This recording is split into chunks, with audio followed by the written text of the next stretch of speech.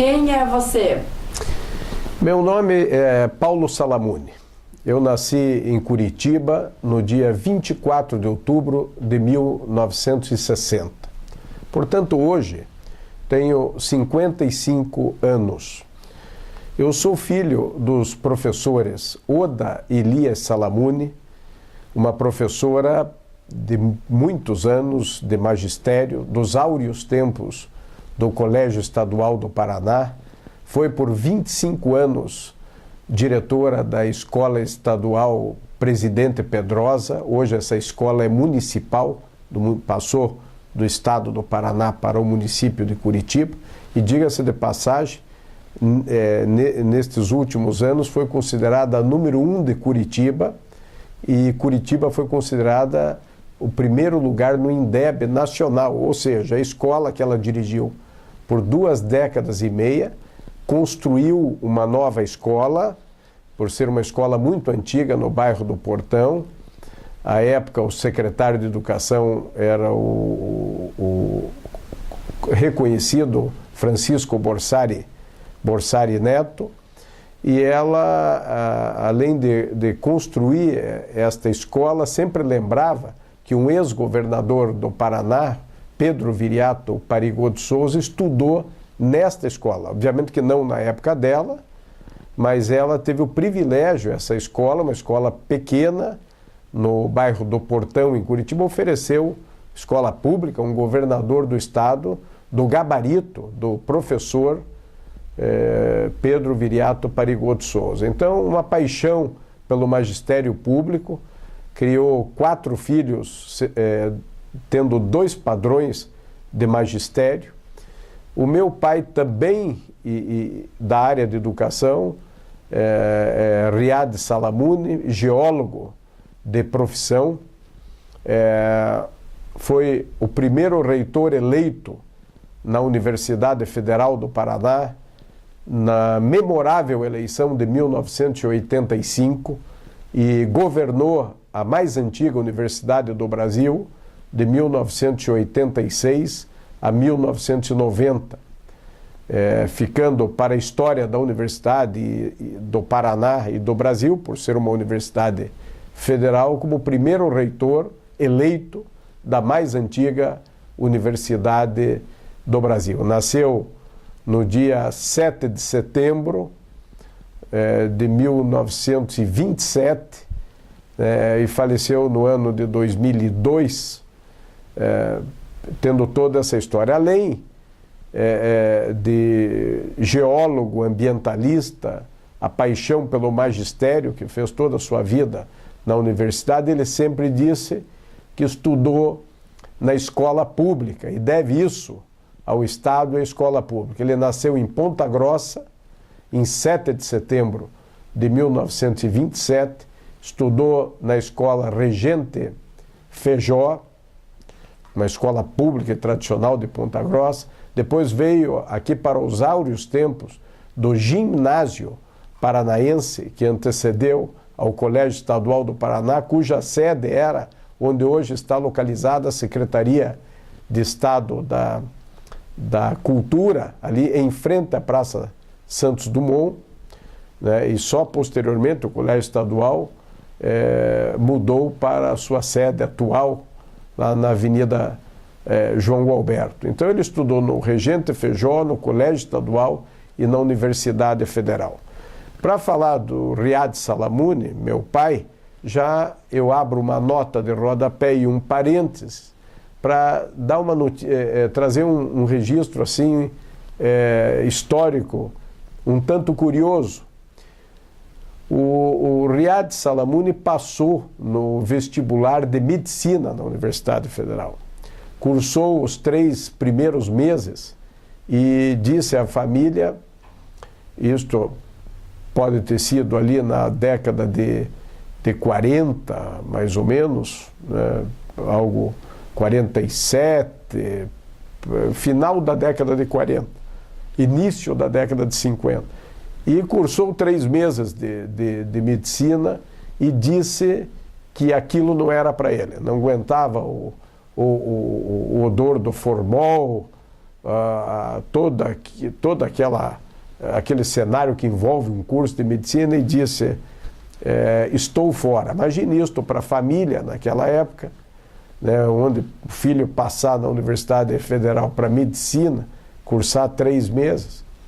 E ele, a partir daí, resolveu fazer filosofia e história natural, e fazendo a filosofia e a história natural, ele foi, nessa década de 50, tricampeão paranaense de xadrez. E um grande jogador de xadrez, esses registros estão todos no Clube de Xadrez de Curitiba, e foi campeão brasileiro universitário de xadrez, foi campeão brasileiro. E uma das atrações de domingo nesta década de 50, que muito pouca coisa tínhamos, diferente de hoje, com todas as mídias e redes sociais e shoppings e atrações das mais diversas, não haviam muitas atrações, a não ser a matinê no cinema, o encontro na praça, o clube social, enfim. Ele fazia partidas simultâneas de xadrez no passeio público, contra 15 adversários ao mesmo tempo, e isto virou, durante uma época, um atrativo na cidade de Curitiba, e várias pessoas iam para assistir estas partidas de xadrez. Teve sempre uma mente privilegiada, e com essa história do xadrez, ele, na Universidade Federal, ele acabou atrasando o curso de História Natural, porque se dedicava quase que integralmente ao xadrez. Alguns colegas adiantaram, e ele acabou ficando o único aluno da turma dele na Universidade Federal de História Natural e Filosofia. Então o professor entrava na sala para dar aula só para ele, quase como se fosse uma aula particular. Ele achou isto uma situação sui generis, porque não se tem conhecimento, e isto tem um custo, porque é um período todo aberto numa universidade pública federal. O que ele fez? Ele escreveu ao presidente da República, não sei se na época Café Filho, Getúlio Vargas, dizendo que ele era muito caro para a União, e acabou dizendo que ele trocava aquele período, que ele sozinho era aluno, por uma bolsa nos Estados Unidos. Bom, mandou a carta, passaram-se 5, 6 meses, um belo dia chega uma carta do Ministério da Educação, na casa da minha avó, toda selada, ele quase que nem lembrava mais, nem sabia o que se tratava, e era o ministro da Educação, da época, dizendo que o presidente da República leu o pedido dele, e ao ler reconheceu, ele tinha razão, e concedeu a ele essa bolsa de estudo nos Estados Unidos. E ele, a minha avó, os 4 avós, tanto o da minha mãe, Oda Elias Salamuni, como do meu pai, Riad Salamuni, os 4 avós vieram do Líbano. A minha mãe nasceu em Curitiba, no Paraná, e meu pai em Ponta Grossa, no Paraná. E esta minha avó foi, a avó Linda, a mãe dele, cresceu num convento de freiras no Líbano, e veio como professora de vários idiomas, entre eles o árabe, o francês, o inglês. E o meu pai, Riad, com uma mente muito privilegiada, aprendeu fluentemente o inglês, o árabe, parte do francês, alemão, com a minha avó. Isto facilitou sobremaneira, o governo federal aceitou, ele foi para a Universidade de Chicago e de lá voltou, começou na História Natural Filosofia e cursou o curso de Geologia, que foi a grande paixão da sua vida, movida seguramente pela proximidade que Ponta Grossa tinha e tem, obviamente, de Vila Velha, enfim, e voltou como geólogo dos Estados Unidos. Imagine o choque de cultura, porque a universidade tinha mais alunos do que a população inteira de Ponta Grossa. Então imagine a cabeça de alguém que sai aqui, os anos que essas universidades e o próprio Estado americano tem civilizatório na frente de outras nações e da época do Brasil. Quando ele volta para o Brasil, ele implanta na Universidade Federal do Paraná a Faculdade de Geologia. Então, já dando essa retribuição a tudo que ele agregou numa escola pública, tanto no primeiro e segundo grau, quanto na própria universidade, e já retornando para o governo brasileiro a Faculdade de Geologia, e veja como são as coisas, porque hoje, neste exato momento, né, no ano de 2016, o meu irmão Eduardo Salamuni, professor doutor, é o diretor da Faculdade de Geologia. E esta Faculdade de Geologia, por muitos anos, teve apenas 25 alunos. E foi esta a menor faculdade da Universidade Federal que cedeu o primeiro reitor eleito da Universidade Federal para a história. E quis o destino ainda que a primeira formatura que ele presidisse, na década de 80, logo depois que assumiu em 1986, fosse da turma de geologia da qual ele era professor e o meu irmão representante e orador desta turma. Então, a primeira formatura que ele presidiu foi dos alunos dele, porque ele dava aula no segundo ano, no quinto e na pós-graduação. Muito pouca gente, porque 25, chegavam lá 15, 17, e o meu irmão foi o orador desta turma, um momento muito emocionante para todos da família. Nós somos 4 irmãos, eu sou o mais velho, nascido em 24 de outubro de 1960, depois nós temos o Eduardo, que é um ano mais novo, 54 anos, nasceu no ano de 8 de fevereiro de 1961. Temos o que é geólogo, né, casado com a Vera Scherer, 2 filhas, a Sofia e a Helena. O Rogério Salamuni, engenheiro florestal, e lembrando que tanto o Rogério quanto o Eduardo estudaram, um engenharia florestal e outro geologia, na época em que o pai foi reitor. E se já é uma honra para um pai formar um filho, quanto mais na Universidade Federal, quanto mais no curso em que ele era professor, e para os 2 filhos a assinatura no diploma é do próprio pai. São coisas assim que o destino, os árabes dizem maktub, está escrito, e tão democrático este pai nosso, tão comprometido, tão nacionalista, progressista, que dos 4 filhos, aí tem a minha terceira irmã, a Maria Beatriz Salamuni, que nasceu em 1967, salvo engano, o Rogério em 1964, em dezembro de 64, casada com a Luciane Pasqualato, tem 2 filhos, o Lucas e a Júlia, e a Maria Beatriz, casada hoje, a Maria Beatriz é fonoaudióloga, e muito interessante um detalhe, porque ela fez o vestibular de psicologia e fonoaudiologia não havia na Universidade Federal, quando o pai era reitor.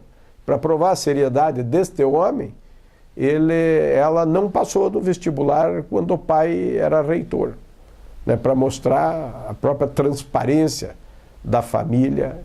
E a Maria Beatriz é uma fonoaudióloga, exerce a profissão, tem 2 filhas, 2 filhos, a Gabriela, que ingressou tanto no jornalismo, tanto na Universidade Federal quanto na UERJ, e optou por estar mais próximo de um grande centro da UERJ, no Rio de Janeiro, e o Guilherme, que ainda está no primeiro grau. E ela é casada com, agora recentemente nomeado desembargador Francisco Gonzaga de Oliveira.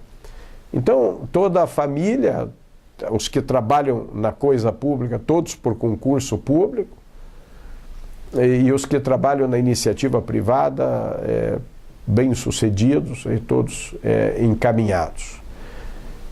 Eu nasci na casa onde hoje funciona um bar temático, a Baronesa, que é na esquina da Rua 7 de Abril com a Conselheiro Carrão, atrás do campo do Curitiba. Embora muito engraçado, porque os 4 homens da família, o Riad Salamune, o Paulo Salamune, o Eduardo Salamune e o Rogério Salamune, são atleticanos ferrenhos, né, conselheiros, atleticanos, uma saudade imensa das idas com o pai no antigo estádio Joaquim Américo, no Tijolo Amigo, no Pinheiro lá de trás. Aí vimos toda esta transformação, o abandono do Joaquim Américo, a retomada do Joaquim Américo, depois o novo estádio da Baixada e hoje a Arena da Baixada com toda a grandiosidade, né, num processo de transformação. E as 2 mulheres da casa, a Oda Salamune e a Maria Beatriz Salamune, são coxa branca. Então, até isso, tudo é muito democrático. 2 filhos estudando na Universidade Federal, 2 na Universidade Católica. E me lembro um fato curioso, quando o saudoso professor Euro Brandão era o reitor da PUC, e nos conselhos de reitores, muito amigos, professores também, das 2 escolas, o pai brincava, dizia, Euro, veja lá a mensalidade, não esqueça que eu sou professor da mensalidade da Católica. O reitor da Federal reclamava da mensalidade que pagava para os filhos da Universidade Católica. Nascido na Rua Conselheiro Carrão, com a 7 de Abril, naquela casa morei até os 10 anos, então de 1960 a 1970. Ainda me lembro que vi na sala daquela casa, pela primeira vez ao vivo, ainda não a cores, para nós, o tricampeonato do Brasil em 1970. Aquela festa e tal, as ruas ali hoje é muito central, ali, tudo asfaltado, mas ainda muita rua aberta de saibro, de macadame, algumas valetas abertas. Tenho isso em mente. E ali, os primeiros vizinhos, os jogos de futebol por ali, e muito próximo, porque a família Salamune, de origem árabe, a minha mãe é Elias e Choueiri, e os Choueiris casaram, que o Choueiri é a localidade do Líbano, da onde vem, das montanhas,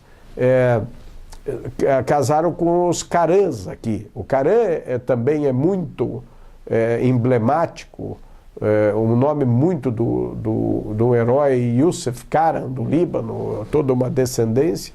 E os Carãs, os Choueiris, moravam todos naquela região do Itupava até o Círculo Militar, ao lado da reitoria. Então eu passei muito da minha infância ali até os 10, 12, depois um pouco mais, 13, 14 anos, naquela região da Rua Doutor Favre, Amintas de Barros, no Círculo Militar.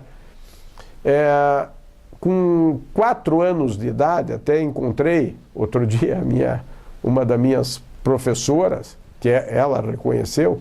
Eu fiz parte, eu e meu irmão Eduardo, das primeiras turmas de um colégio para filhos de servidores públicos estaduais, chamado Escola Maternal Nice Braga, em Santa Quitéria. Nice Braga, esposa, primeira-dama do então governador Ney Amintas de Barros Braga, muito amigos, também da família, mas ali era uma escola para servidores. Como ela era professora do Estado, e eu me lembro, assim, com uma nitidez imensa, isso pode ter sido em 1965, 64, os ônibus todos novos, assim, Cidade Mirim, O Lanche, né? Esta escola, hoje, ela passou para a Prefeitura de Curitiba e funciona um CEMEI, um Centro Municipal de Educação Infantil, as antigas creches, no bairro de Santa Quitéria. Mas eu e o Eduardo fomos os alunos, entre outros, obviamente, que inauguramos este belíssimo colégio para os filhos dos servidores do IP, antigo Instituto de Previdência do Estado do Paraná. Maravilhoso, né? Como as coisas eram assim diferentes, né? Todo este tempo ali convivendo com a família Caram, com o Schwerer, as primeiras idas ao Círculo Militar do Paraná, onde praticamos judô no começo, fizemos parte da equipe pré-mirim do Pitrica, que era uma equipe de futebol de salão conceituada na época do Círculo, acompanhamos toda a construção brincando de esconde-esconde na piscina, daquele ginásio de cristal do Círculo Militar, que é o ginásio de esportes dele, para a época uma coisa enorme, né? E então desta casa é interessante, e hoje esta casa, na esquina da 7 de Abril com a Conselheiro Carrão, no bairro Alto da Glória, ela é um bar temático de nome Baronesa. E o que vem ser Baronesa? Baronesa é o nome da primeira locomotiva do Brasil. E veja a ironia do destino, porque o meu pai Riad nasceu praticamente atrás das vilas-oficinas em Ponta Grossa. E aquele era o meio de transporte, trem.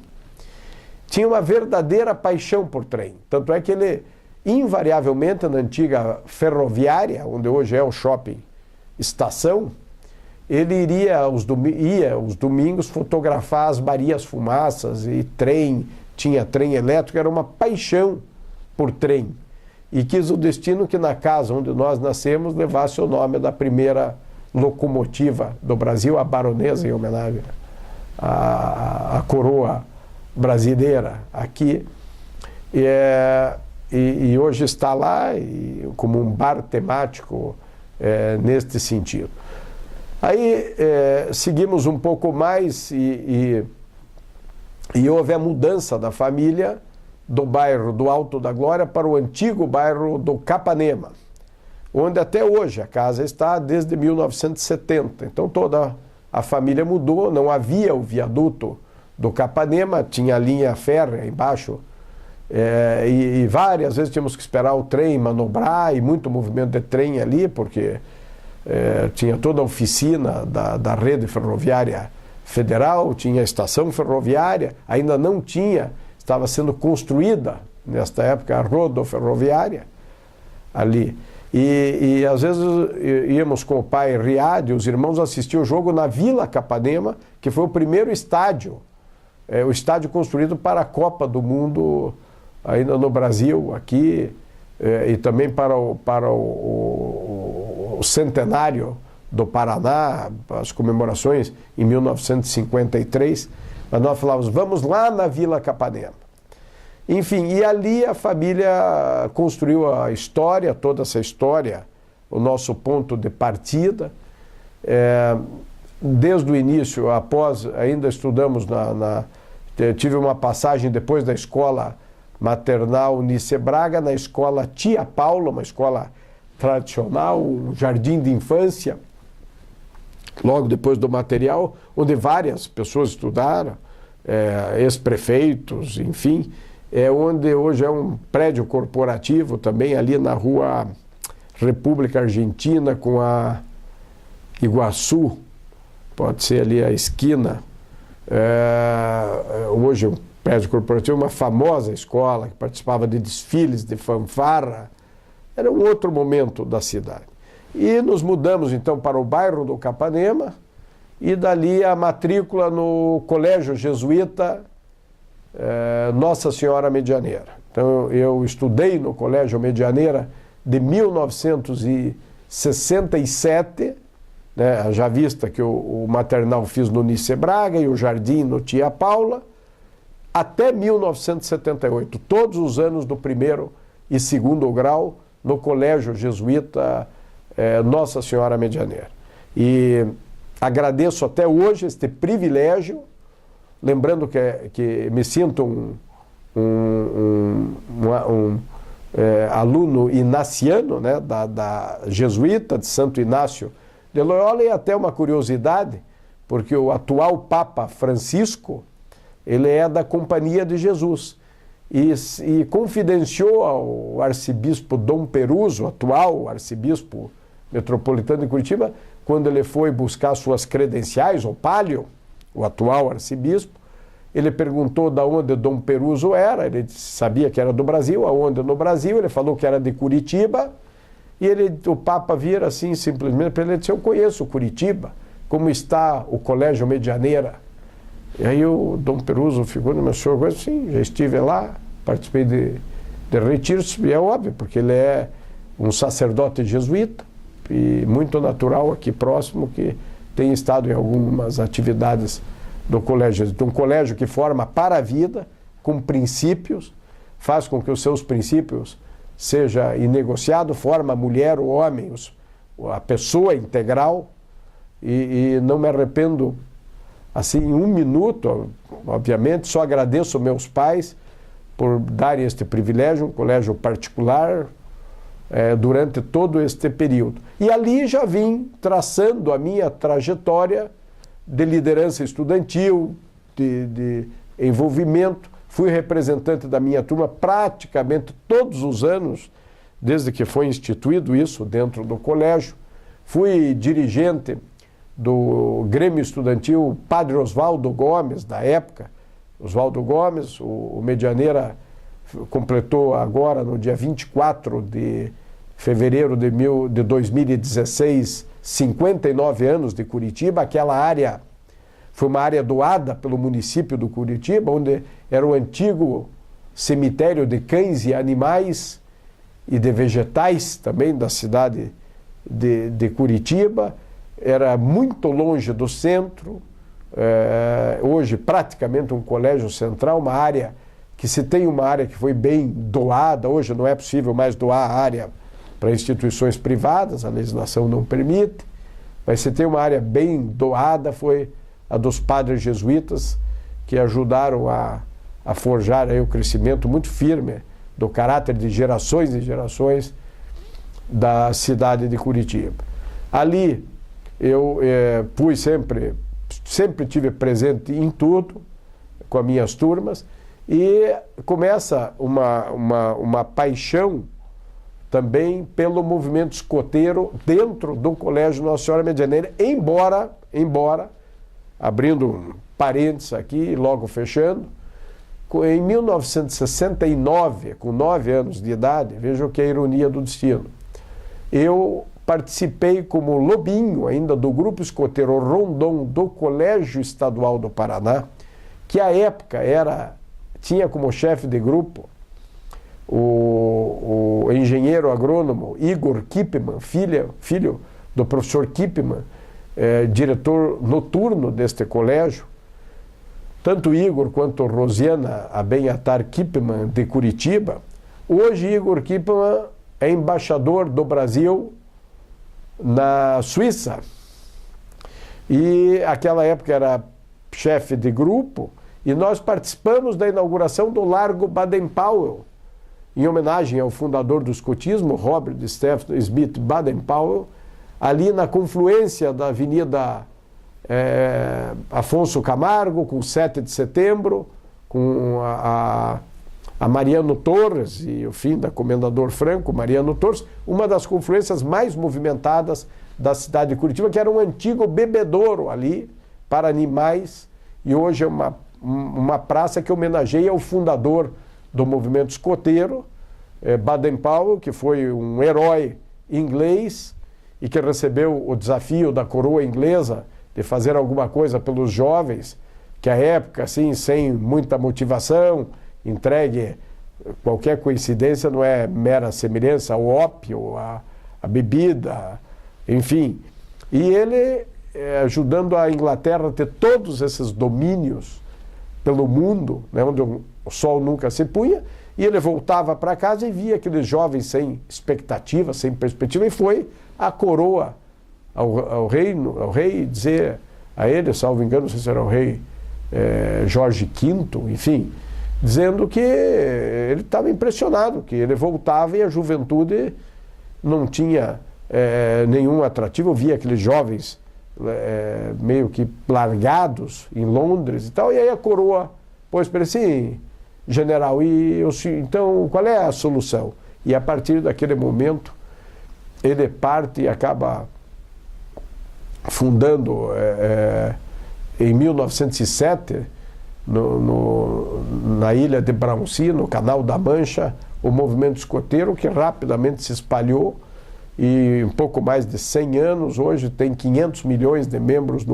Estima-se que 500 milhões de pessoas tenham passado pelo movimento escoteiro. Atualmente, no nível mundial, são mais de 50 milhões de escoteiros espalhados no mundo.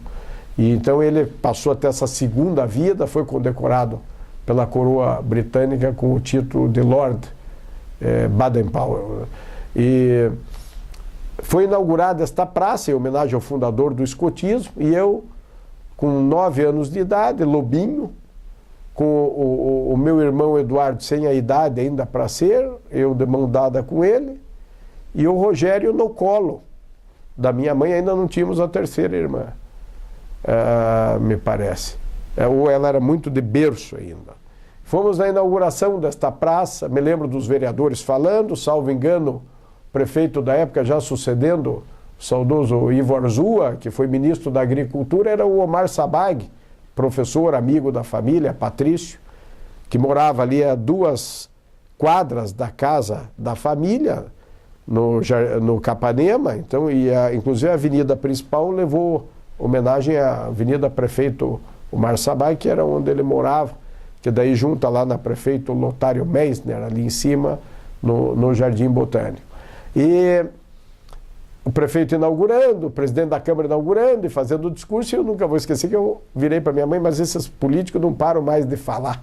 E aí o feitiço virou contra o feiticeiro, porque depois, quando eu virei político, eu também não parei mais de falar. Mas tive o privilégio, nunca imaginei que com 9 anos de idade, vamos imaginar que uns 35 anos depois, seria vereador de Curitiba, depois mais presidente da Câmara de Curitiba, e estaria reinaugurando esta praça para os 100 anos do movimento escoteiro, que foi fundado em 1907. Então, em 2007, na condição de vereador de Curitiba e presidente nacional da União dos Escoteiros do Brasil. Veja o que é o destino, como as coisas funcionam. Nunca imaginei que, participando da inauguração deste largo, eu ia conseguir depois emenda, recursos para a reforma dela e fazer um grande ato lá, como eu me lembrava do grande ato muito pequeno de vários grupos escoteiros.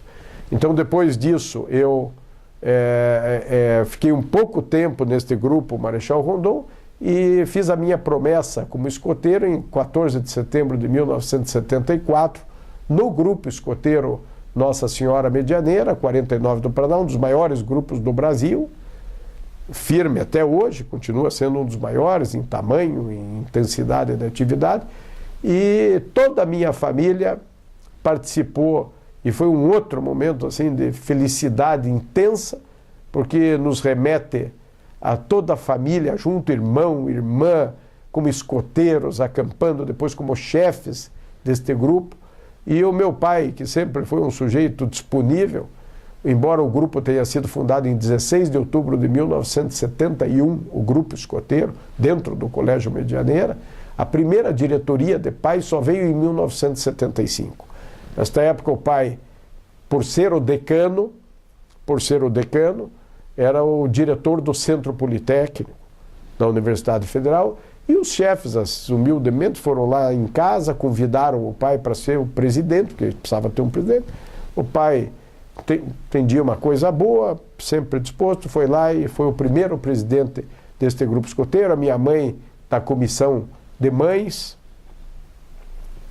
deste grupo escoteiro, depois os irmãos todos escoteiros, chefes, e eu fiquei quase 10 anos, de 1900 praticamente a partir de 1982, 10 anos seguidos como chefe deste grupo escoteiro, todo sábado, acampando, viajando o Brasil, o mundo, e foi uma das experiências mais fabulosas que eu levo para o resto da minha vida, ajudando a forjar caráter de meninos. Depois, na sequência, vieram as meninas também, como escoteiras, E a família sempre teve esse trabalho. Tanto é que todos os irmãos da Universidade Federal, todos foram presidentes de centro acadêmico. Todos praticamente foram oradores das suas turmas. Todos levavam os colegas para dentro de casa, sempre eram todos bem recebidos. É uma vida intensa, com raiz vivida nesta cidade. Na sequência, eu então tenho toda esta trajetória dentro do escotismo. Depois fui por muitos anos presidente da União dos Escoteiros do Brasil, região do Paraná, onde lá na sede do Medianeira ajudei a concretizar também a sede própria do grupo, na região escoteira, que funciona há muitos anos, aqui desde a época do saudoso lá desembargador Luiz Silva Albuquerque, o magistrado escoteiro. Fui o responsável como vereador e presidente da instituição por toda a reforma da sede nossa histórica ali na Hermelino de Leão 392, aqui ao lado do hoje Museu Paranaense, antiga sede do Palácio do Governo. Por toda a reforma da região escoteira, fui por 3 gestões presidente da União dos Escoteiros do Brasil, região do Paraná. E depois fomos mais longe e quis o destino que fosse depois presidente da União dos 80 mil escoteiros da União dos Escoteiros do Brasil. E é uma honra para um curitibano, um paranaense, dirigir uma instituição tão séria, exemplo de outras, que prestam serviço à coletividade no âmbito nacional. Ser presidente nacional, e nós, nesta época, estava tendo uma transição de Brasília, veio para Curitiba, até por uma questão estratégica, a sede nacional, e eu tive o privilégio de, como presidente nacional, organizar fui o presidente de um Jamboree Pan-Americano em 2001, com 8 mil escoteiros acampando durante 6 noites e 7 dias em Foz do Iguaçu, quase 10 mil escoteiros de 25 países para organizar estes eventos. Quanta estratégia, quanto compromisso, quanta disciplina, quanta doação, quanto espírito de ideal. Como é que faz isso? Tendo que mover todas as instituições, pessoas. Nós estamos tratando e lidando com crianças, jovens e adolescentes dos outros. Não podemos errar na área de segurança, não podemos errar pedagogicamente, não podemos errar moralmente, né? Trabalhando com o filho, com a matéria-prima mais sagrada que tem, que é o filho, filha dos outros. Depois, na sequência, coordenei muitos jamborees nacionais, presidi por quase 8 anos a União dos Escoteiros do Brasil, e corroborou na minha saída, no final da minha gestão, que construímos um belo e corporativo sede nacional aqui, também com esforço descomunal de uma instituição que é de utilidade pública, que é sem fins lucrativos, que tem dificuldades sempre, mas graças à liderança, à raiz profunda na sociedade, o fato de ser um representante do povo da minha cidade, construímos um belo escritório nacional, hoje ali situado a 2 quadras do estádio Joaquim Américo, da Arena da Baixada, na rua Coronel Dulcídio. É um belo escritório corporativo moderno e tal para a instituição, que funciona como a sede nacional da União dos Escoteiros do Brasil, que tem jurisdição em todo o Brasil. Então, neste sentido, é muita doação voluntária, né? Praticamente sempre a semana inteira ocupada. Então, escoteiro desde 1969, desde 1974. Nesta mesma esteira, aí concluímos o 2º grau no Colégio Medianeira, e um momento difícil do país. Nós, o pai, por ser um intelectual, um pensador, sujeito humanista, escritor, cientista, ambientalista, muito lúcido nas análises, sofreu muito durante o período da ditadura. E nós não conseguimos entender por quê. Este é o problema das ditaduras. Este é o problema. Quer dizer, Até me lembro quando li, né, obviamente me lembro, muito novo, na história, quando assinaram o ato institucional número 5, que dava todos os poderes para uma junta militar, para os ministros, rasgaram a Constituição. Aí o ministro da Justiça, salvo engano, acho que era Milton Campos, ele se recusou a assinar o ato institucional.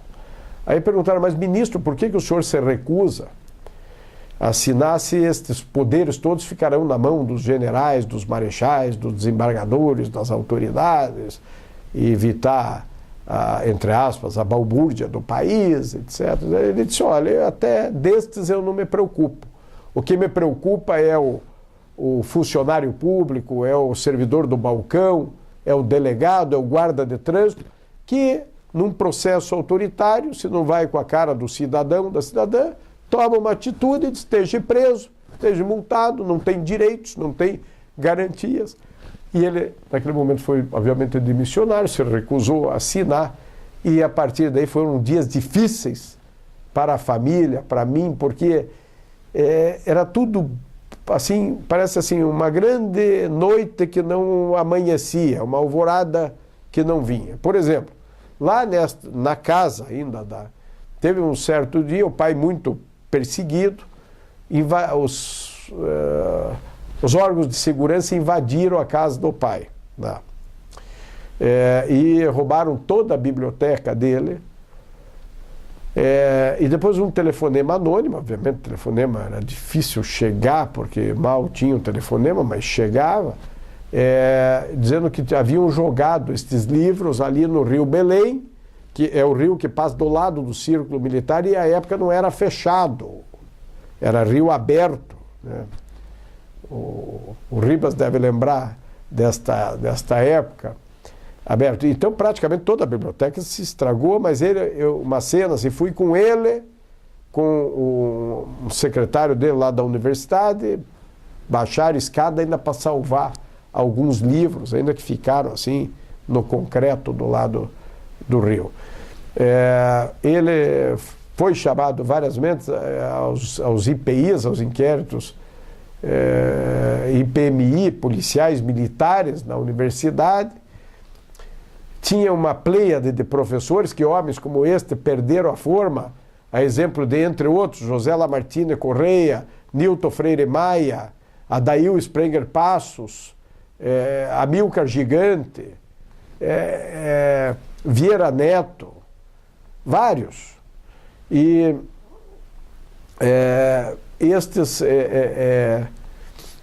estes momentos assim, eles falavam assim que eram intelectuais da universidade, né? Que tipo de subversão intelectual podia fazer? Lia livro e debatia tema sobre a política, não havia nenhuma subversão. E foram momentos duríssimos. O pai só não foi cassado dentro da Universidade Federal do Paraná porque ele tinha o seu orientador era um alemão, acho que quase, entre aspas, nazista, né, de direita, mas que acabou, de certa forma, não permitindo que o pai fosse cassado, né, junto ao Flávio Suplicy, mas vários outros professores foram. Enfim, quis o destino isto, né? Vejo que transição maravilhosa. Daí foi formado o famoso movimento dos professores na universidade. E a gente percebia isso tudo, assim, as pessoas eram mais tristes, não conversavam, ninguém criticava nada, não tinha uma reunião de comunidade, mal tinha assim, o cafezinho dos amigos, o jogo de xadrez, o baralhinho na coletividade árabe, enfim. Isto toda uma história que veio acontecendo. Acabei, no Colégio Medianeira, fui chegando ao final, até que em dezembro de 1978 nos formamos lá no segundo grau. E ali fui orador da turma, tenho contato com meus colegas, a maioria deles até hoje, né, porque já se vão quase 40 anos, né, 35 anos para frente. E dali eu ingressei na Faculdade de Direito da Universidade Católica do Paraná. Fui os 5 anos da minha turma, fui o representante de turma, fundei e trouxemos, foi bem no momento da abertura democrática, eu nunca vou esquecer as eleições de 1982, ajudei, dali já estava junto com a juventude do MDB, do PMDB, que era o partido de oposição, tinha 2 partidos só de oposição à ditadura, ao regime de exceção, ela já nos seus estertores, e nós ali ajudamos a trazer o primeiro comício das diretas, que acho que foi em 1986, a eleição, ajudei a coordenar o comitê do primeiro voto, todos que pela primeira vez na vida iam votar em 1982. Eu, com 22 anos, nunca tinha votado para nada, mas tinha colegas mais velhos, com 28, 30 anos, que também nunca tinham votado para nada. E fundamos um comitê chamado Comitê do Primeiro Voto. Todos aqueles que iam votar a primeira vez, muito jovens e tal, no arrobo, já na alegria da democracia, a volta. Então teve a famosa eleição do José Richa, em 82, do senador Álvaro Dias, pelo PMDB, e dali em frente eu já vim entrando, fui cursando, fundamos o Centro Acadêmico Sobral Pinto, da PUC de hoje, Universidade Católica de ontem, os primeiros centros acadêmicos livres do sistema que vigia, do sistema educacional, militar, do MEC-USAID, enfim. E nunca vou esquecer que nós tivemos o privilégio de trazer figuras ilustres, que é exemplo desses que eu citei da Universidade Federal, que estão perdendo a forma.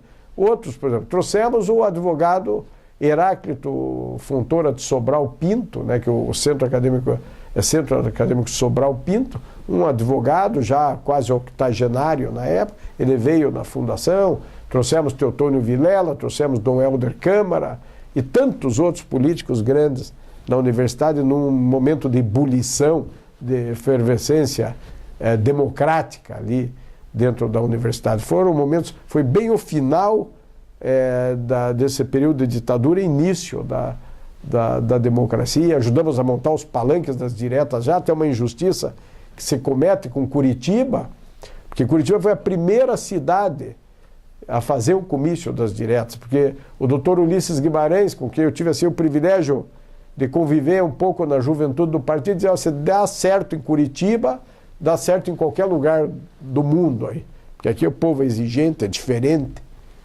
E foi feito aqui, a hora que deu certo aqui, espalhou para todo o Brasil. Depois veio o da Candelária, ou da Praça da Sé, enfim, das diretas. Aí eu ali já quis, naquele momento, em 1982, com 22 anos, no segundo ano de faculdade, ser candidato a vereador, porque na juventude eu ouvia dizer assim: olha, o PMDB vai eleger até poste nessa eleição de vereador. E eu chego para o meu pai e para a família e digo: olha, eu acho que eu vou ser candidato a vereador, em 82. O pai, assim, nunca disse um não, de não e nem sim, de sim. Depois, lá no momento, ele me chama e diz: Paulinho, vem aqui, vamos conversar. Diz: olha, eu acho que se você sair candidato agora, você só perde.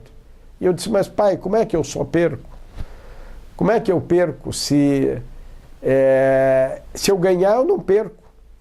Ele diz: perde, porque se você está no meio da faculdade, se você entra, a vida pública é tão intensa, é tão dedicação tão exclusiva, que você arrisca não acabar a tua faculdade. Arrisca. E se você não acabar a faculdade, você já perde. E se você também disputar e perder, você perde também. Então você perde e perde. Mesmo que ganha, perde, perde. Eu não conseguia entender ali, mas hoje agradeço.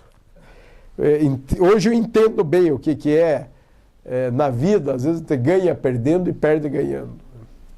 E ele aí deixa para depois, conclui o curso, e foi a minha salvação. Acabei o curso, ajudei em muitas campanhas, né, porque daí já veio a de 1985, quando o Requião ganha a eleição do Jaime Lerner aqui, porque foi a primeira eleição para a capital depois do período da ditadura, do período de sessão, uma eleição tampão de 85 a 88. Então eu já termino o meu curso de Direito, sempre 5 anos representante de turma, participando de tudo que tinha direito dentro da universidade. Fui dirigente deste centro acadêmico Sobral Pinto, fui orador eleito, né, concorrendo com vários da minha turma de Direito, que se formou em janeiro de 1985. Uma vida intensa, boa com meus colegas. Eu vim nesse tipo do Medianeira, a católica também parecia mais um colegião, então já eu brinco que fui jesuíta no 1º e 2º grau e marista no 3º grau. E tão logo saio da faculdade, já como estagiário ainda, eu advoguei para o Sindicato dos Trabalhadores da Construção Civil. Numa época também de ebulição da construção civil, começaram as primeiras manifestações e greves, que há muitos anos ninguém sabia o que era isto.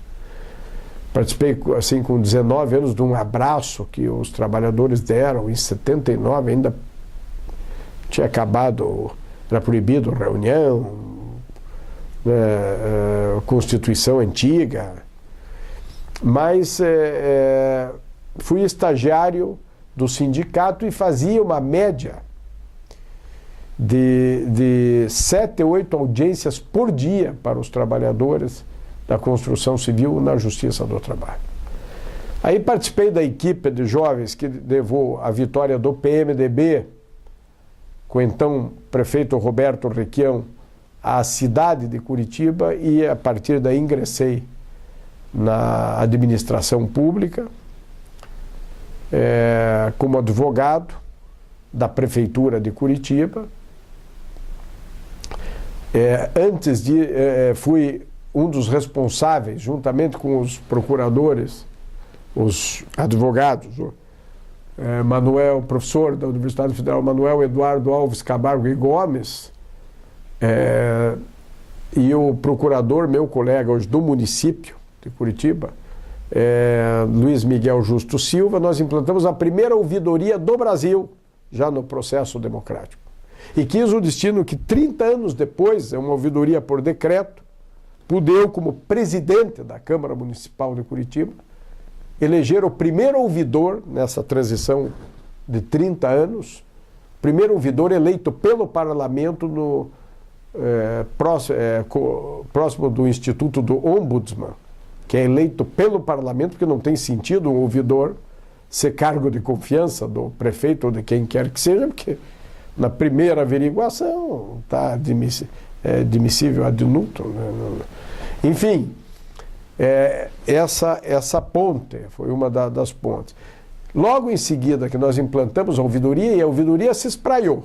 Hoje tem milhares de ouvidorias públicas e privadas em todo o Brasil, nos jornais, nas estatais, né? No caso aqui de companhia de energia, companhia de água, bancos, secretarias, enfim. Começou aqui em Curitiba e tive o privilégio de estar ali na primeira ouvidoria que se tem notícia neste imenso Brasil. E depois consolidá-la 30 anos depois como presidente do Poder Legislativo na Câmara de Curitiba. Logo no início, isso foi em 1986, né? Eu sou convidado a assumir a Secretaria Adjunta do Desenvolvimento Social da cidade de Curitiba, com 26 anos. A Secretaria tinha quase 1.000 servidores, tinha 3 departamentos: departamento de ação comunitária, toda a parte social da cidade, o departamento de alternativas habitacionais, também de alternativa de habitação, e o departamento da criança. Só para se ter uma ideia, depois desse departamento da criança virou a Secretaria da Criança, e virou hoje, depois a Secretaria da Criança foi para a Secretaria de Educação, Só nesta secretaria hoje são 4.300 servidores. E quis o destino também de ter sido secretário destas lá, babás, lá era babá, hoje era creche, hoje é um Centro Municipal de Educação Infantil, com trabalhadores da área social, psicologia, assistência social, pedagogia, com alimentação, muito além do que foi um dia um depósito de crianças, onde o pai e a mãe deixavam lá, entre aspas, pegavam um tique e depois pegavam o filho. Hoje é todo um processo com alimentação, é algo do primeiro mundo. E naquele período em que fui secretário, foi o período que mais foi implantado creches, de ontem, CEMEIs, de hoje, na administração pública da cidade de Curitiba. Várias existentes até hoje e alguns servidores prestes a se aposentar. E quis o destino também, o destino me oferece isso como homem público, né, que de secretário lá, 30 anos depois, pudesse, sob a minha presidência na Câmara Municipal de Curitiba, de quem foi secretário dessas babás, desses servidores, poder aprovar uma lei de iniciativa do Executivo, tornando estas babás professoras de educação infantil do município, tendo um upgrade social, salarial, só de cara já 5 anos a menos na aposentadoria de cada uma. Então, me ofereceu. E também quando fui secretário do Desenvolvimento Social, de 86 a 88, eu não entendia, por exemplo, quando as funcionárias da secretaria, as servidoras, vinham e diziam: Paulo, o secretário, por que nós não temos os mesmos direitos que os homens têm na prefeitura? Eu falei, mas eu não consigo entender, como é que não tem? Ali, embora antes da Constituição já era consagrado a igualdade. Elas falaram, e de fato eu fui checar o que acontecia. Por exemplo, a zeladora, a servidora administrativa, a engenheira, a pedagoga, a professora, ela descontava a mesma coisa que o zelador, o pedagogo, o professor, o engenheiro. Mesma coisa, para fins previdenciários, mas não podia deixar o seu marido, o seu cônjuge, seu companheiro, seus filhos, como dependentes para fins de tratamento de saúde e para fins previdenciários e, na época, até para fins de pensão, pagando a mesma coisa. E os maridos podiam deixar filha, esposa e tal, até um período de idade, até o fim da faculdade, né?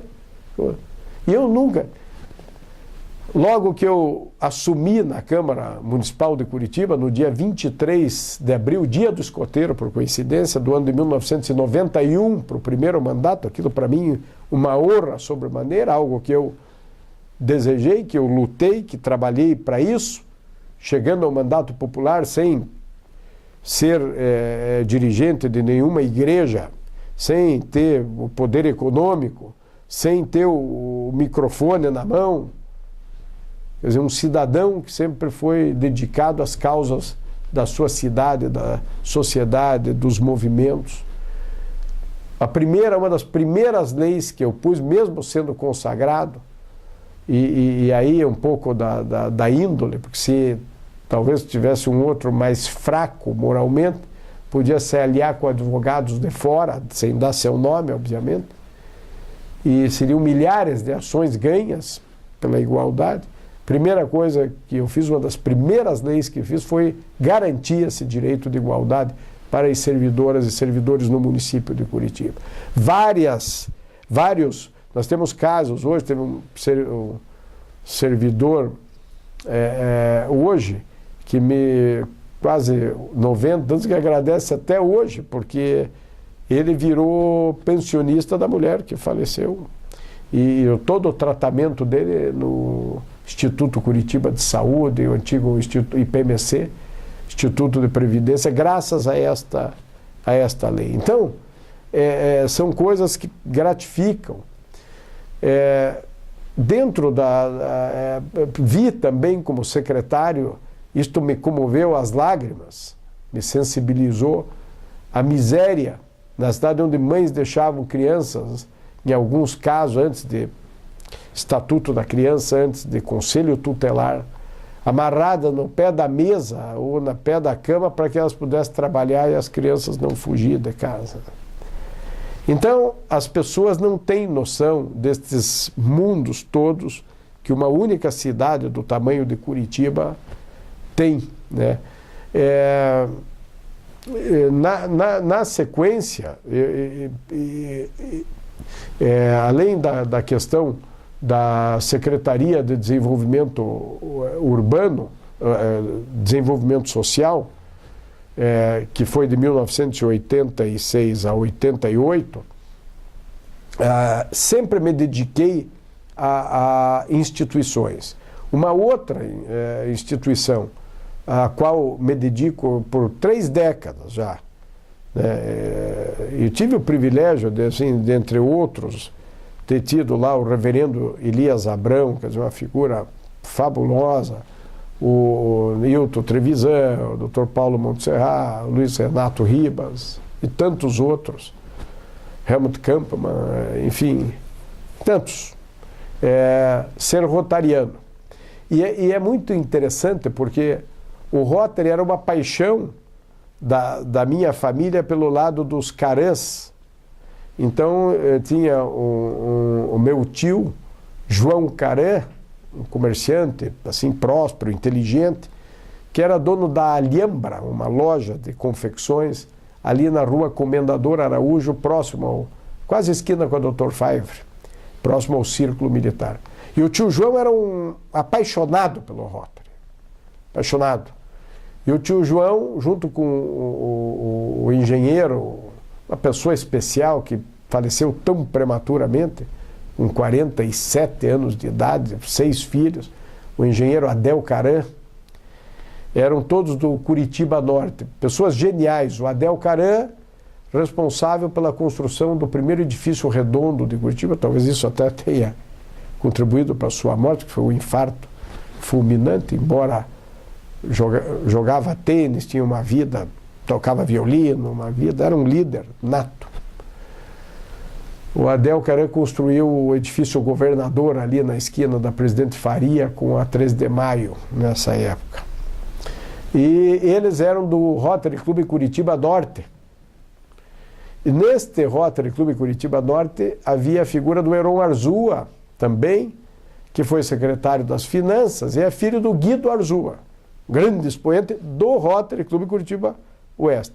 E o João Caran leva o meu pai, Riad Salamune, para o Curitiba Norte, e leva o meu tio, Mário Garal, o famoso maestro Mário Garal, talvez um dos primeiros maestros que introduziu aqui o italiano, veio para Curitiba, casou com a minha tia, irmã da mãe, a Salo Garal, que, diga de passagem, a tia Salo foi a primeira mulher na década de 40, dirigente da União Paranaense dos Estudantes, e o tio Mário coloca introduz o canto coral, o coro, os corais, coral da Universidade Federal, o Colégio Estadual do Paraná, Colégio Militar do Paraná, meu Deus, o coro itálico, enfim.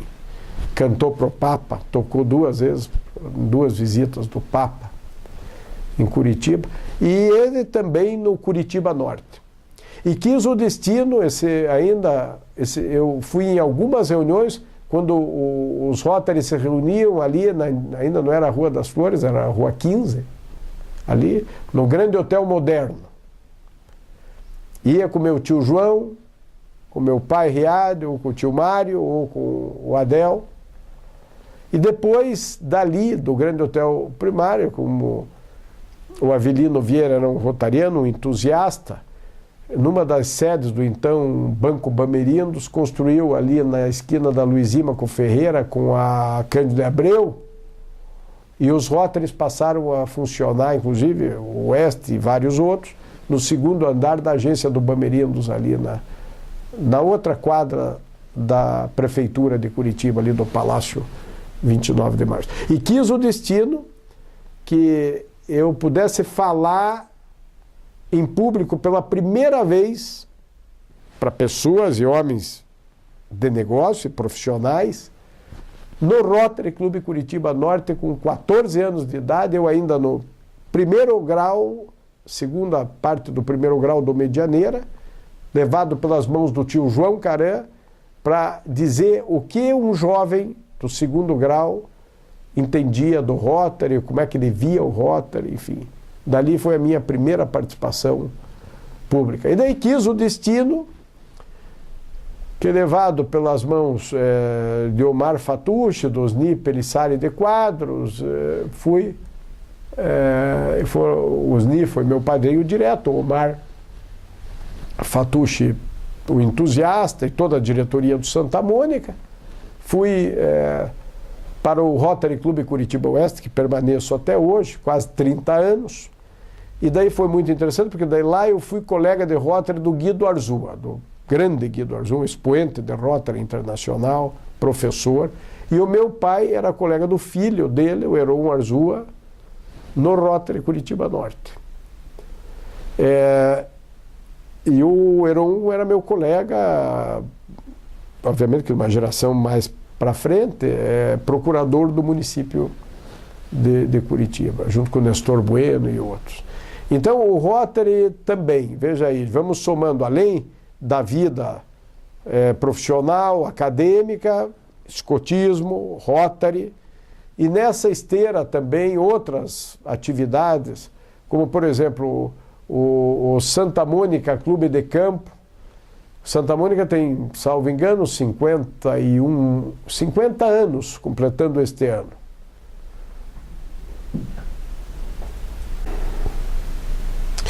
Quando nós nos referimos ao Rotary Clube e também à Prefeitura de Curitiba, um dos primeiros secretários municipais do meio ambiente do Brasil foi o reverendo presbiteriano e meu professor no cursinho do Positivo, em 1979, Elias Abraão. Foi ali que eu tive assim, uma verdadeira paixão por este professor, naqueles momentos áridos do cursinho que precediam ao concurso vestibular. E eu nunca vou esquecer, porque ele é de origem síria, eu libanês, quando houve o massacre de Sabra e Shatila, aqueles campos de refugiados no Líbano, a comoção que se tomava conta e tal. E houve uma aproximação muito grande com o professor Elias Abrão. Depois ele, como secretário municipal do meio ambiente, nesta fase também de 86 a 88, então fomos colegas secretários, imagina uma honra, eu aluno, ele. E também no Rotary, um período, eu praticamente não peguei, porque ele já havia afastado, exatamente por conta dessas atividades, mas tinha sido rotariano do Curitiba Oeste, junto com todos esses que citei. E houve uma simbiose, assim, meu professor, né, aluno-professor, amigo da família, ele imbatível como um reverendo presbiteriano, imbatível, numa pregação, um líder, um carisma impressionante. Ele, a Magali Abrão, os filhos. E eu passei a fazer parte do mesmo grupo político que o então deputado, então secretário, Elias Abrão. Ele disputou uma eleição para deputado estadual, não logrou êxito, mas virou, no ano de 91, secretário de Estado da Educação. Fez um trabalho espetacular, acho que não houve um dia de paralisação, viajou esse estado inteiro. A minha mãe, a professora Oda, foi uma das oficiais de gabinete, como era uma diretora, uma professora experiente, ele convidou para ajudá-lo no gabinete. Foram áureos tempos. E na sequência desta secretaria, depois de ter sido secretário do Meio Ambiente da cidade de Curitiba, secretário de Educação do Estado, eu fui um dos seus principais coordenadores, se não o principal, mas principais coordenadores da sua campanha como deputado federal pelo Estado do Paraná. E depois da passagem dele pela secretaria, o carisma, ele foi eleito de uma forma espetacular como deputado federal do Estado do Paraná. E eu assumo porque a trajetória minha foi assim, logo depois que terminamos o governo em 88, eu fui candidato a primeira vez a vereador em 1988. E fiquei como quinto suplente, um voto na frente do sexto. E o Jaime Lerner ganha uma eleição em 12 dias, o PMDB sai do governo em 12 dias. E quis o destino, como veio uma eleição no meio desta de deputado e tal, que eu assumisse efetivamente, depois da eleição de deputado, e infelizmente não queria que fosse assim, mas o destino do falecimento de 2 vereadores, com quem eu tinha um em acidente de carro, que foi a Laís Peretti, e outro por saúde, o Sidiclei Claudino, e eu assumo, então, no dia 23 de abril de 1991, meu primeiro mandato como vereador da cidade de Curitiba, efetivo ali. E ali, coordenador político do professor Elias, o tempo inteiro caminhando ao seu lado. E, como vereador, fui seu coordenador político aqui na cidade de Curitiba. Aí fui reeleito em 1992 para o segundo mandato como vereador. E quando eu ia partir para o terceiro mandato, em 1996, já o Elias Abrão, o professor Elias, eleito deputado federal, eu nunca vou esquecer, falei com ele no dia, era uma questão assim de 2 semanas antes de uma eleição municipal. Eu falo com ele, disse, professor, onde é que o senhor está? Com quem que o senhor está? Porque ele estava viajando o estado, apoiando suas bases, como a eleição era municipal. Ele disse, não se preocupe comigo, se preocupe com você. Eu falei, mas com quem que o senhor está? Com quem que o senhor está viajando? Porque parte dos assessores dele estavam aqui, inclusive envolvidos na minha campanha também. Ele disse, não se preocupe, não se preocupe. Num desses dias ele havia feito uma carta para todos os professores de Curitiba, era uma eleição municipal minha, e que eu ia mandar exatamente uns 15 dias antes para dar aquele tempo para chegar a esta carta. E uma das notícias mais tristes assim que eu recebi na vida foi quando me acordo com o telefonema, acho que foi a secretária dele, alguém, ou da igreja, ou da casa, me acordo assim, meio de madrugada e tal, dizendo, olha, o Elias faleceu. Quer dizer, isso, para mim, um choque. E ele foi sozinho de carro, ele dirigia o próprio carro num comício em Matinhos, e na volta deste comício, provavelmente dormiu, alguma coisa, estava sozinho. Por isso não é recomendável, porque você vive uma vida de frisson, de coisa, tem que ter alguém sempre. E ele fazia sempre dessa, quando dizia, onde é que está o Elias? Está em Londrina, com quem ele foi dirigir? Mas para que tem assessor? Para que tem motorista? Para que está com a cabeça em outro lugar? E aí naquela curva, ali em Morretes, famosa, antes da grande curva, que vem para cá, ele atravessou e o canteiro e pegou um caminhão de frente e foi fatal ali. Inclusive uma bela homenagem que a cidade de Morretes presta ele, que ali um pouquinho para cima tem uma escola municipal, Elias Abrão, bem próximo, alguns quilômetros, ali, alguns quilômetros da onde foi este acidente, uma escola que talvez seja essa a maior homenagem. E também tem aqui no Cristo Rei, no bairro em Curitiba, uma escola grande com o nome Elias Abrão. E aí, naquele momento, a minha campanha acabou, não tinha mais sentido, ela desmontou, porque ele era o líder, assim, nós praticamente paramos tudo, não autorizei que postassem essas cartas, não tinha sentido, porque para mim, quer dizer, ia parecer que eu disse assim, agora que virou, que está todo mundo só falando nele, quer dizer, eu venho com uma carta, como se a minha relação, agora eu vou faturar em cima de uma tragédia que me partiu o coração, e foi uma tragédia impressionante. A gente lembra do velório dele até hoje na Assembleia Legislativa, muita gente, a igreja presbiteriana aqui, quando ele foi dirigente, líder, muitos anos da Igreja do Centro. E daquele momento em diante parou a minha campanha. E também quis, não sei se por conta disso, talvez, sim, eu acabei como primeiro suplente, não me elegi, mas quis o destino que eu voltasse depois. Mas fiz isso em homenagem a ele, penso muito nele, talvez esse mundo não fosse para ele, porque era um homem formado em ética, moral, fora, num congresso que, né, nos padrões de hoje está muito corrompido em todos os aspectos e sentidos.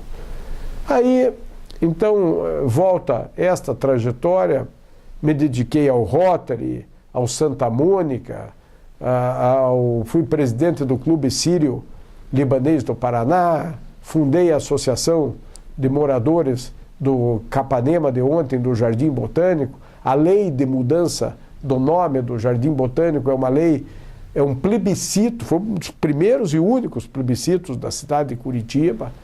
A mudança do nome, várias correntes, prós e contras, plebiscito, a lei.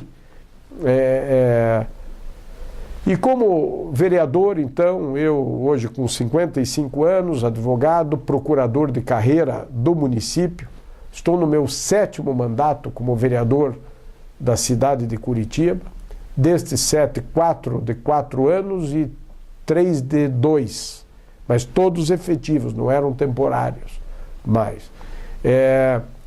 Neste último, eu tive uma atuação implacável nesse processo de corrupção da Câmara Municipal de Curitiba, que chegou num ponto de saturação, de colapso absoluto, uma vergonha para a cidade de Curitiba. E fui um dos subrelatores da CPI dos contratos de publicidade. Dos 7 mandatos, 6 absolutamente independente, ou liderei a oposição,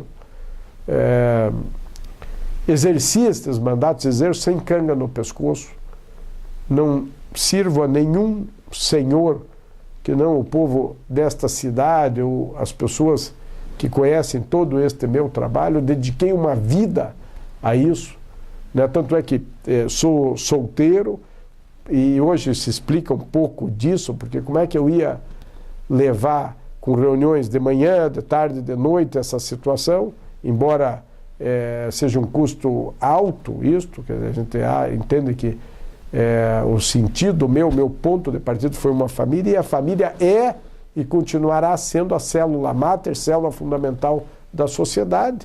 É dali que parte tudo para frente, e isso não há a menor dúvida nesse aspecto e sentido. Infelizmente, tentam desestabilizar essa célula fundamental o tempo inteiro.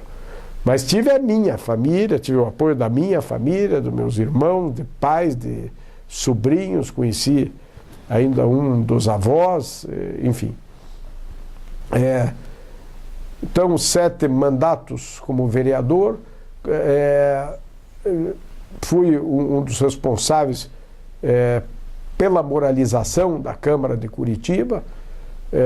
Nunca imaginei, porque nunca tive qualquer tipo de acerto interno com meus pares parlamentares, mas quis o destino que no ano de 2012 o prefeito Gustavo Fruit fosse eleito prefeito da cidade de Curitiba pelo voto e pelo povo da cidade de Curitiba, e eu reeleito para o 7º mandato como vereador pelo Partido Verde, e fui eleito praticamente por unanimidade, são 38 votos na Câmara de Curitiba, foi 37-1 a minha eleição como presidente da Câmara Municipal de Curitiba por 2 anos.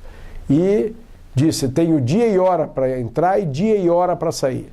Nem quis discutir qualquer possibilidade de reeleição, porque uma das maiores críticas que tive foi do ex-presidente ter ficado 15 anos como presidente da Câmara e ter sido esta receita para a hecatombe moral dentro da Câmara de Curitiba, esta perenidade de poder, né? Então, entrei, fiz o que tinha que fazer, sem nenhum falso moralismo. Sou um ser normal, tenho virtudes, tenho inúmeros defeitos como qualquer um, não tenho, mas fiz o que tinha que ser feito. E o que tinha que ser feito naquele momento foi, acabamos com 246 cargos em comissão, não é exoneramos, acabamos com os cargos, que era moeda de troca para esta perenidade de poder. Acabamos com as verbas de publicidade da Câmara, que era de 2006 a 2014, 34 milhões, de 2006 a 2010, foram 34 milhões de reais essas verbas. Acabamos totalmente.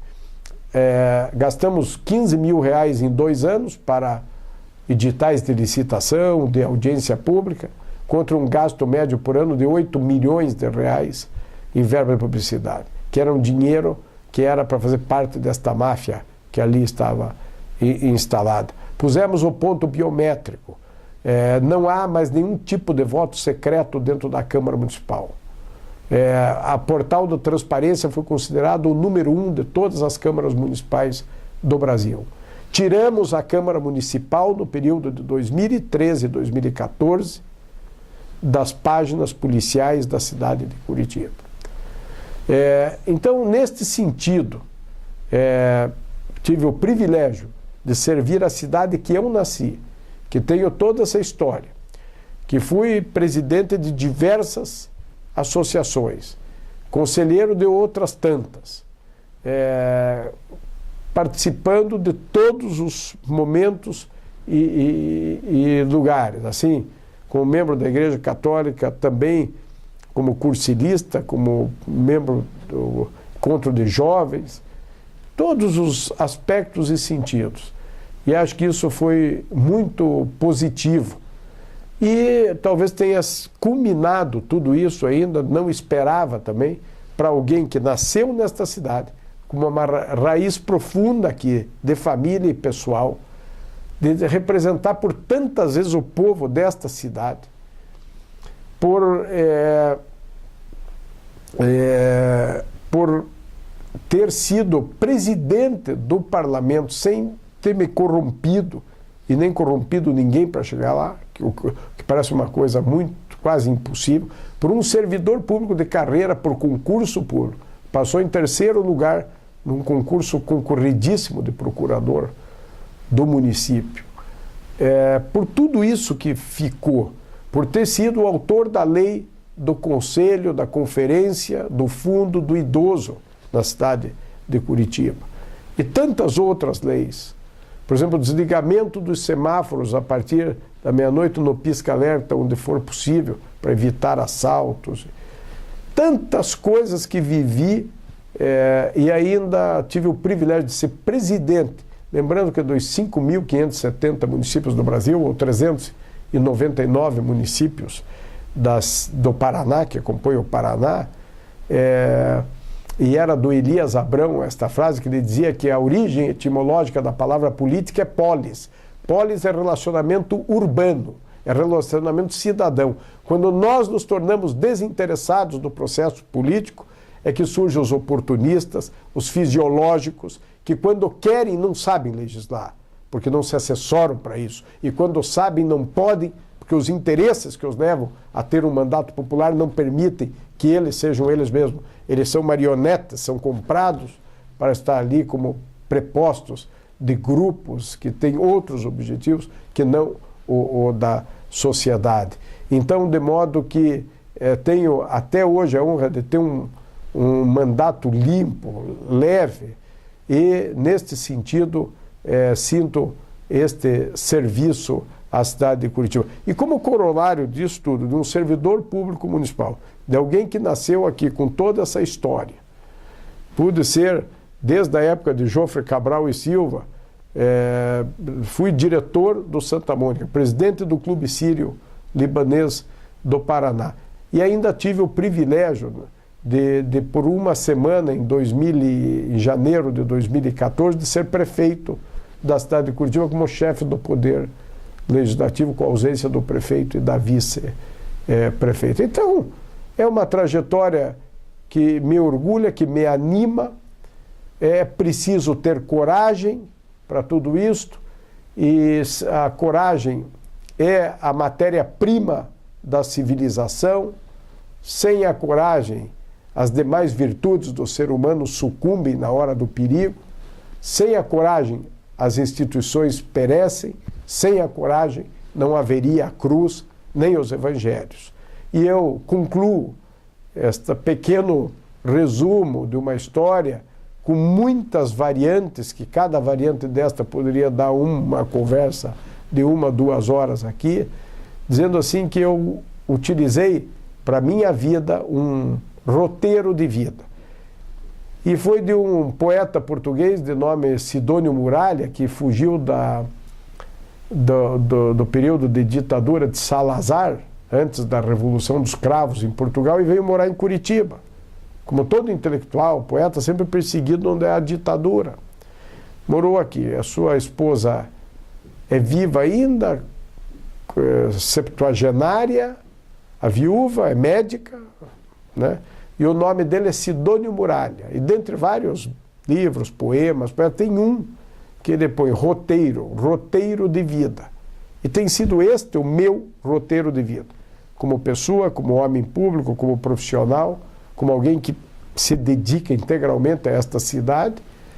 E eu concluo, então, com este roteiro de vida de Sidônio Muralha, que diz: parar, não paro. Esquecer, não esqueço. Se caráter custa caro, pago o preço. Pago, embora seja raro, mas homem e mulher não têm avesso. E o peso da pedra eu comparo à força do arremesso. Um rio só se for claro. Correr sim, mas sem tropeço.